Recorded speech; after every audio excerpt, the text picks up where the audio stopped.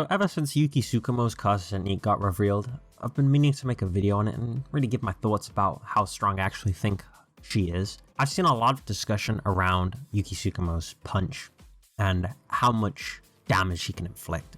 And I think a majority of the people that actually look at this character and at this cast technique are failing to understand the insane amount of power behind that punch. So as Kenjaku says when he's analyzing the cast technique, her punch, at least in multiple other translations, the viz is a little bit different, but it still technically means the same thing. Yuki Tsukumo's punch is so overwhelming that the literal concept, the idea of mass, the thought of mass cannot contain how much power that punch has.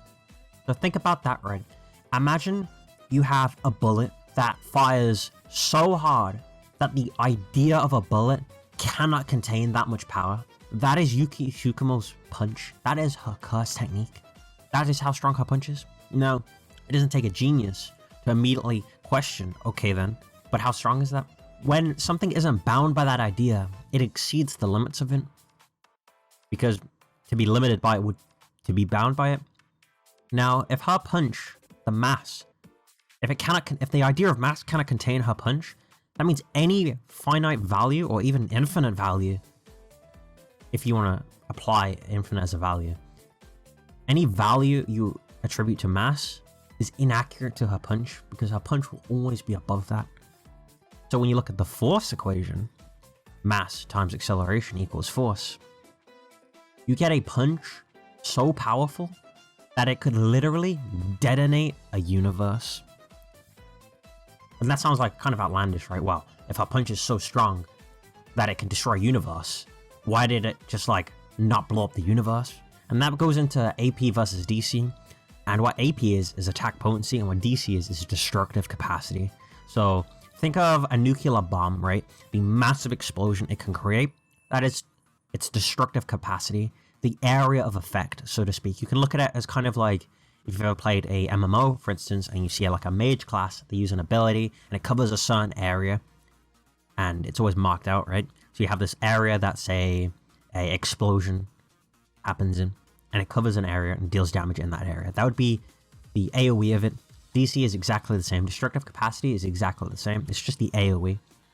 The AP, the attack potency, is how much energy behind that attack it actually has. So think of this as how much damage that attack does. So what say it does 2,000 points of damage. That would be its AP. Yuki's AP is insane. She has enough AP to, if she had the DC to do it, the AoE to do it, she could destroy a universe. She just doesn't have the area of effect to. But her punch has enough power behind it to match that level, which is insane and seems kind of out of left field for JJK. However, we know that Gege is very likely to know about this, to know this kind of specifics, because as we found out quite recently actually, even for Higurama, someone that's all things considered not that important to the plot, she brought in a lawyer to investigate his curse technique and to really fine-tune his curse technique to make sure it makes sense and that the author, Akutami Gege, just isn't saying random nonsense that would seem inaccurate if you researched it. So when Gege puts this ability into JJK, she's probably very aware of what it's capable of doing, but she puts this in anyway. So now you have Yuki Tsukumo, with her Star Age, with Garuda, Shikigami, has enough power to completely annihilate a universe. She could just punch you. She would punch you, and you would literally explode. You would detonate like a bomb. You would just poof, explode like a red mist if she were to punch you. It really goes to show just how powerful the special grades are, with, say, Kenjaku just taking the punch to the face and just kind of laughing it off after.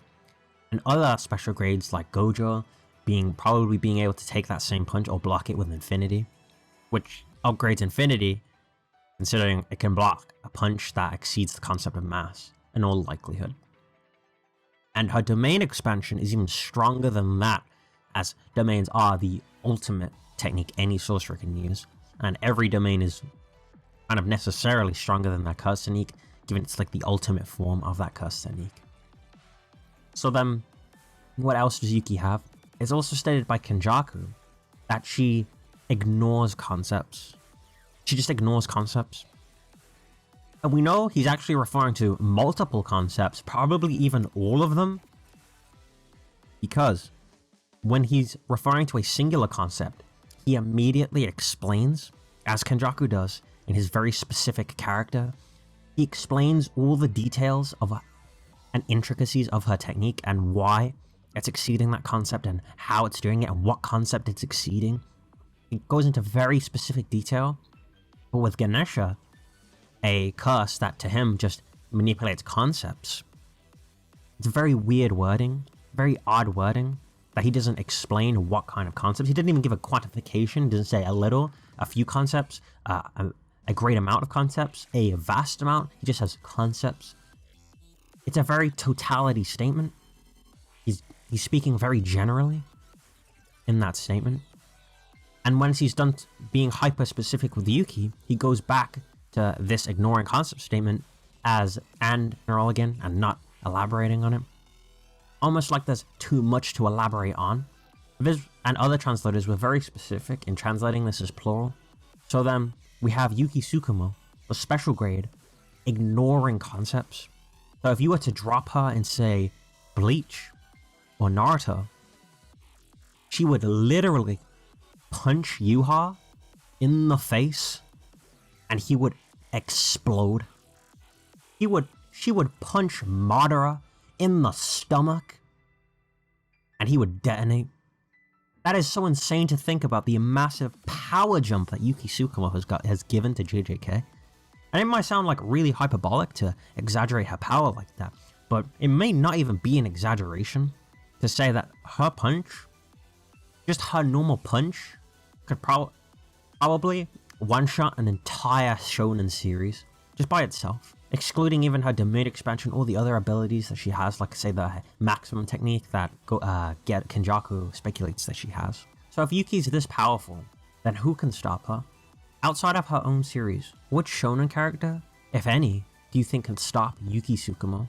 Now I'm more so referring to kind of the big three or more modern shonen, say like Asta maybe, or Deku. Do you think any of these people could stop Yuki Tsukumo? Do you think, say, All Might could stop Yuki? I'll let you decide that. My name has been Cursed Valor, and I hope you have a wonderful day.